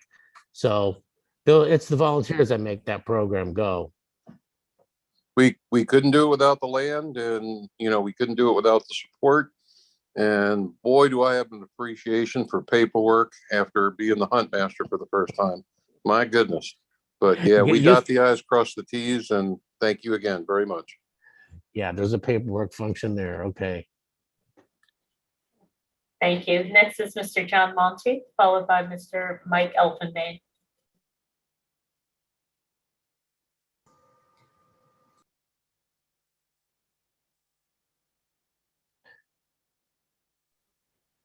Mr. Monty, if you can just press unmute. Star 6. Thank you. Newton, everybody. Newton, I mean, I'm sorry, Jerry, I have a few questions for you. Maybe you can answer them. It's great news about that boat ramp, how things are in the works. Do you have any kind of time frame for that? You know, I don't really have a time frame. I think the fact that it's newsworthy is that we feel like we see the light where maybe we can make this come together. And so the three agencies have been sitting down positively talking about it. Looking forward to maybe we can have more news at our next meeting. Gotcha. I mean, my only other concern with that would be making it a county park, because we all know what's associated with that, you know, being fees and restrictions. Hopefully a meeting will come out and maybe everybody will be able to participate. I don't know. But my next question would be, as far as next year in the STAs, as far as any kind of work, I'm sure you may know if there's any projects. Are we going to run into the same amount of projects we had this year as far as bids and construction?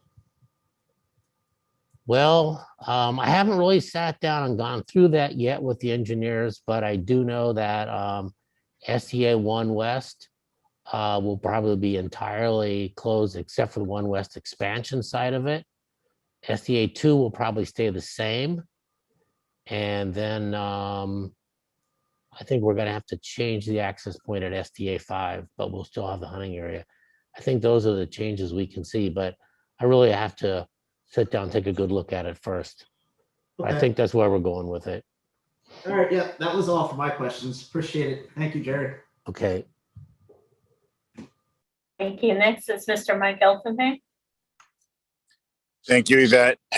Jerry, I wanted to echo what some of these other folks said ahead of me, and that is, you know, governing board members, executive directors, the face of the district changes constantly. Then people don't recognize that folks like you are the backbone of the agency.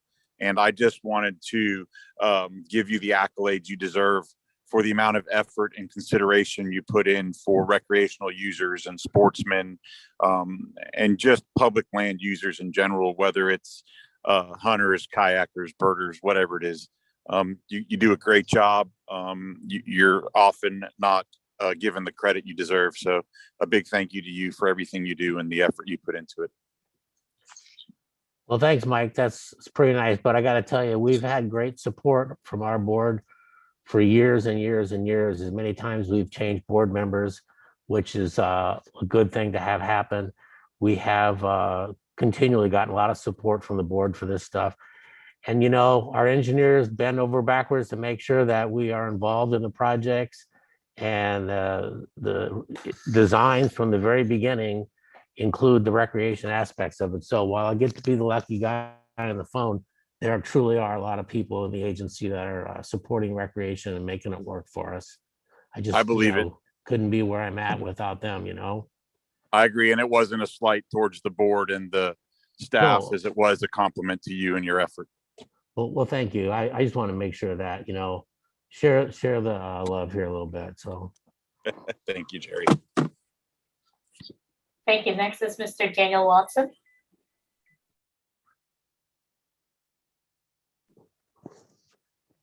Last time tonight, I promise. Just before we closed up, I do want to just share my appreciation for Newton Cook for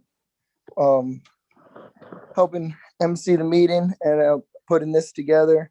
Mr. Drew Bartlett is always on, and Jerry, that was a great presentation. And I know everyone on here, even Yvette, working behind the scenes to make it run smooth. There's a lot of work that goes into putting these meetings on. I think we've worked a lot of bugs out since the beginning of the Zoom era, but I do appreciate all the hard work that goes behind just continuing access for some of these folks that are, I don't know, third, fourth generation. A lot of the South Florida water management lands, these guys have been going out to their camps forever. And just you folks that have a hand in getting these, working close with FWC and getting these veterans home from war and some of these young youth hunters out there. If that doesn't make you feel good, you're not human. I really appreciate all the hard work and all the passion that you guys put in, and especially letting the public be able to comment on these meetings and the presentations that you put together for us. If there's ever any silver lining to this whole COVID fiasco, it's that these Zoom meetings, I think, have opened up a little bit of opportunity for some of the public to be able to reach out, although I do miss seeing your face. I appreciate it. Thank you. All right, thanks. Thank you, Mr. Cook. That was the last public comment. Yep. That was the last one. Yes, yes. Okay, thank you very much. Jerry, thank you again for all that you do. I have ridden the levees with you for over 10 years. And people don't realize just how much just how much work it goes into these projects. FEB1 out there, we were out there when there was just stacks of rocks and gouges in the ground and literally abandoned work site. And you were talking to me about, well, we can put a boat ramp here, or we can put a parking pad there. And this was 10 years ago plus. And if it wasn't for the South Florida Water Management District staff and the governing boards and the executive directors, and I think you and I have been through at least maybe 5 sets of governing boards and executive directors, but each and every time we get wonderful folks who are trying to do the best in very difficult jobs. So it's very much appreciated. And thank you for your presentation. And we're going to move to the last agenda item. And this is the recreation discussion. Now, we've had a lot of people out there who called in. And I just want to give you this last opportunity for anyone out there who would like to make a public comment and make a suggestion on your feelings about what the district can do and what we can do to improve the recreational access and the programs on the over 600,000 acres of district land and adjoining water bodies from Orlando to the Tamiami Trail. And if anyone else is out there who would like to comment, this is your time before we close the meeting out. So Yvette, are we seeing anyone out there raising their hands? Yes, sir. We have Mr. Harry Pickering, followed by Mr. Richard Martinez. Yes, thank you. I just want to relay that I had pre-submitted a question to Ms. Bonilia on March the 9th. It was following a press release about the C44 reservoir and STA. It was just a simple question on whether or not the Water Management District was planning to offer up this new STA to the FWC to manage duck hunts. And her reply on March the 10th was yes, that as soon as the project is completed and tested, that the Water Management District will seek authorization from the district's governing board to cooperate on hunting on this site with FWC. So I just wanted to relay that to the other waterfowlers and sportsmen that are online, so they know that there are works are in the plan to open C44 reservoir and STA eventually to waterfowl hunts and in several years, but it's in the works. That's all. Yes, and to clarify that was from the project manager, Jerry Krantz.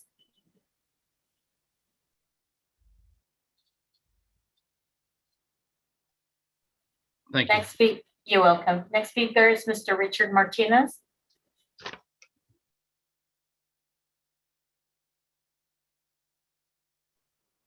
I just want to make a comment regarding Hungrylands, and I wanted to first thank the South Florida Water Management District for all the great work they did this summer.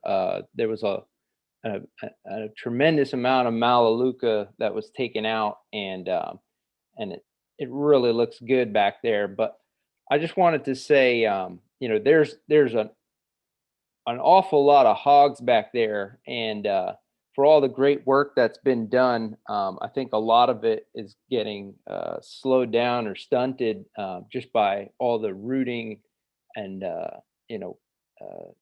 tearing up of the native vegetation back there.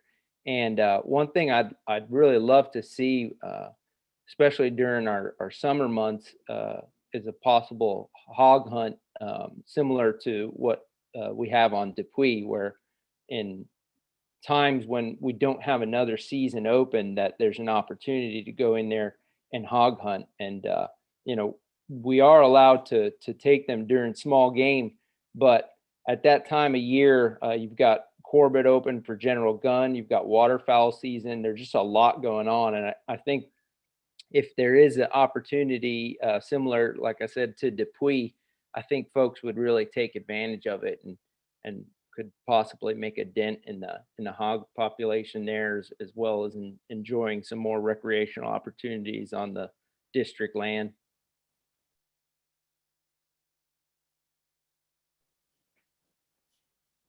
Thank you. Next is Mr. Thomas Van Note. Thank you again, Yvette. I haven't thanked you yet, and thank you very much for letting us on. Newton, thank you for all you do, your many, many years of service. One thing I noted earlier that someone said about advertising and getting the word out. If there's any way you guys can share these presentations, we all have monthly meetings. Again, I'm with SCI South Florida chapter, and we could share your presentations with our membership so they have more knowledge direct from the source than us just trying to remember everything we see. I'm new to this, so I'm not real confident about where to go to find these things. And I also, other than youth hunts, our organization is trying to get involved in getting volunteer groups to do invasive species management, and we're working on a program now where we want to go to the Istapoga youth hunt area and see if we can help you guys get rid of some of the invasive plants there. So these kind of opportunities are just going to expand what we do. SCI is not just about hunting, it's about conservation, land management. So I want to thank you for all the opportunities you provide and close on a positive note. We really appreciate everything that you guys do. Thank you. Thank you, Mr. Van Note. And I will, all our presentations are posted online. I will send you that link. Next is Mr. Kyle Akarchi.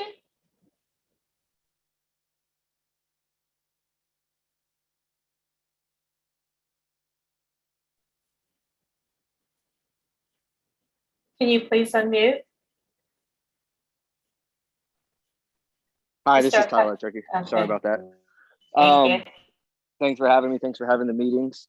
I have a camp out in Area 3, and luckily we're beyond the high water for this year, but the water is going down really fast.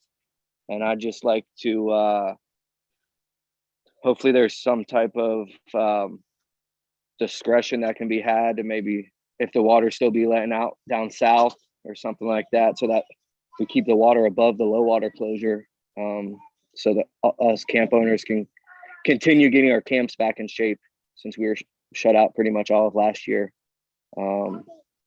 Thanks for everything you guys are doing, and that's all I got.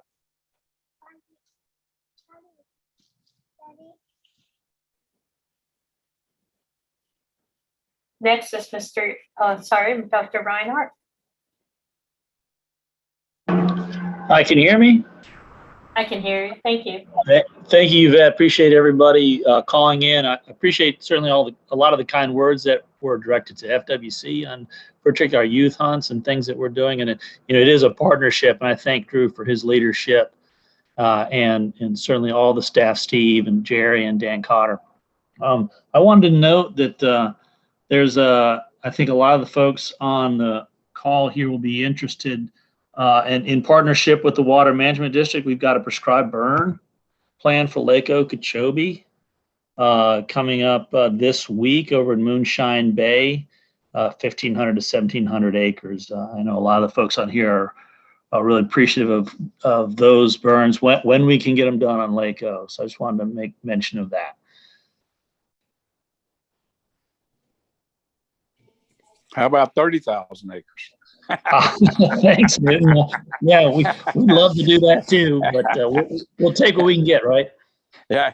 The last time we got 30,000 acres, I was on the Old Lake Old Committee, and we had one of those miracle lightning strikes out on the lake and it was burning. And so we come to the meeting and we all looked at each other and they said, well, what are we going to do about this? And we said, well, we maybe can discuss it at the meeting next month. Yep. Let it go. Let it burn. Yeah, we wish we could get more. And thank you for all you do. We appreciate you coming on, Tom. Hey, Newton, for all you do. Can I say one more thing about the U.S. You've got the floor. You can say all you like, sir. Oh, thank you.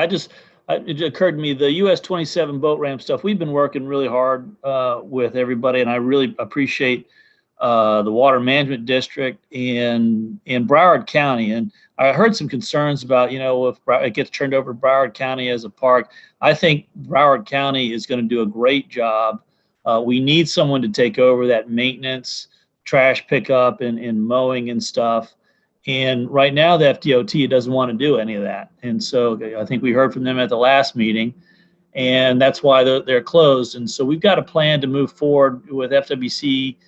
We've got some boating improvement funds and things that we can do to help improve the ramp and put in an ADA accessible, a better dock than what is or what was there and was set on fire. And I think the Water Management District has some plans for reworking some of the shoreline, or not the shoreline, but the right of way, so that it's a more secure and visible area. That's part of the problem out there, is security of the lots. So, with us kicking in and the Water Management District kicking in, we can get maybe a turnkey operation turned over to Broward, who can then maintain it. And then they have further plans down the line for district-friendly bathrooms and lighting and a variety of other things. They're working to put it into their long-range plans so it gets in there and stays there. So I'm very excited about that, finally seeing some moment. I agree with Jerry. I think we've turned a corner on something that we've kicked around and tried to do for a few years and just didn't get any momentum, and I think we've got that now. So thank you to everyone for their help with that. And I hate to say be patient, because you guys have been patient for long enough. John Monty, you and I have had some conversations about this, but a little more patience. I think we'll get to a place where we'll have another one of those boat ramps back in service and ready for the stakeholders of South Florida. Thank you, Tom. I know down in Broward County, you have a real friend in Dan West. He just does a lot of good things. The Everglades Holiday Park situation, for example, just great leadership out there. So if we can just get these agencies to cooperate, I think we'll solve these problems. And thank you very much. Yep.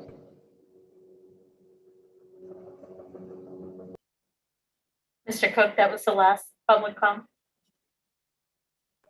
Okay, well, I want to again thank everyone for coming. And if Drew is still on, thank you very much, Mr. Bartlett, for attending our meeting. Absolutely, Newton. And I just get so much out of this forum, and it really excites me to see everything that district staff do to try to make things accessible. And Jerry, just a great ambassador for the district. And Christina, thanks for all the land stewardship that you do. And John Nelson, great video. I got to take you up on that. That was a fabulous way to present a really neat STA that people need to take advantage of. And Rolf, as always, great partnership with the refuge, and look forward to continuing our partnership and work together. And Newton, thanks for taking the time to put this together. And last but not least, thank you, Henry and Angela, for making the IT work, and Yvette for making the meeting happen. Back to you. Thank you very much, Drew. And you're so right. What an incredible staff at the Water Management District. I've been working with the Water Management District and the FWC for almost 20 years now, and I have never, ever, ever had a problem with the staff trying to do everything they can to facilitate the meetings between the stakeholders and the districts and the FWC. So it's extremely appreciated. So unless anyone else has a further comment, I will call the meeting adjourned.